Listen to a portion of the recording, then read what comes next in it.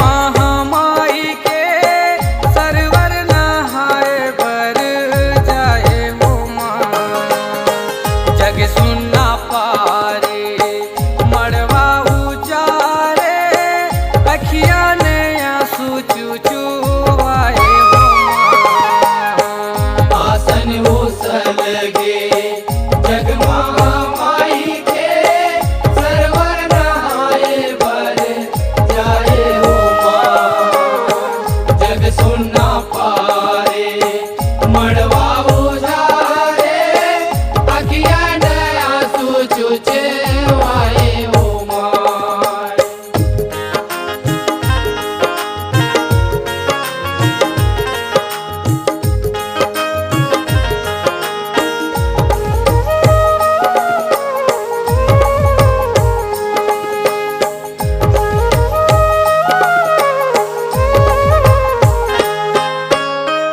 आसन भूसा लगे जग महामाई के बैगी नीला है बारे लाफ ज्योति जवर के नागिनी कस लहरा दग दग धध के आगी खपर के पीला कलश पाछुआ टुकनी जवारा चल ओरिया के सेऊ के पचरा सुना लिम्मा भरई गे पावतारी माई के चिरचिर बैगा कुंदुआए हो आसन भूसल गे जग महामाई के सरवर नहाए बर जाए हो माँ। आसन उसल गे जग महामाई के सरवर नहाए बर जाए हो माँ। जग सुनना पारे मड़वा उजारे अखिया ने आंसू चुचुआए हो माँ।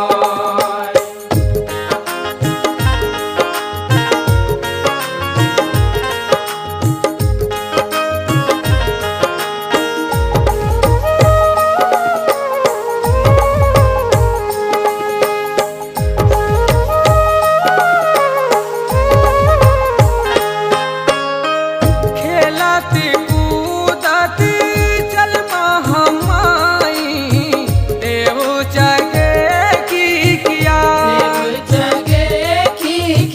नरियर लीमुआ ध्वजा धराई माता के मान बढ़ा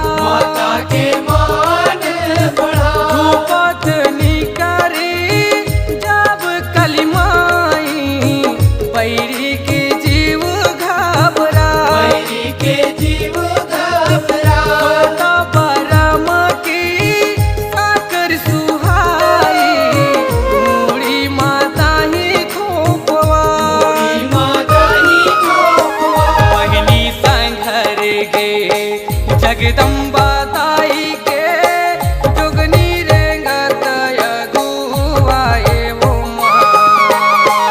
आसन भूसल गे जग महामाई के सरवर नहाए बर जाए हो माँ।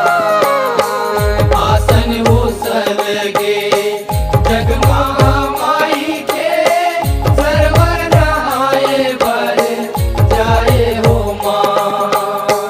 जग सुनना पारे मड़वा उजारे अखिया ने आंसू चुचुआए हो माँ।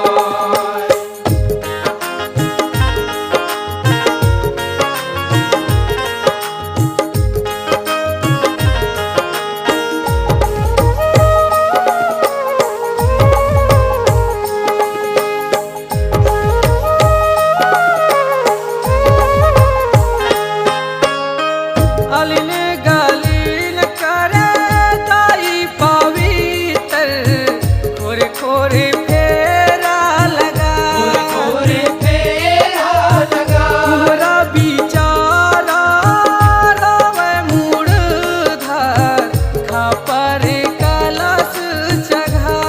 पर कलश जगा सातो बहिनिया रिछिनी जौहर तेले हाथेली घर लिया हथेली घर लिया टुकना भेजाए कंडरा निकनो है रिग बिग फूलवा बुहार बिग फूल पनिया लो भाई गे नरियर जघाई के अनदान जन बहुराए हो आसन उसल गे जग महामाई के सरवर नहाए पर जाए हो आसन उसल गे जग महामाई के सरवर नहाए बर जाए हो जग सुनना पारे मड़वा उजारे अखिया नया सुचुचे वाए हो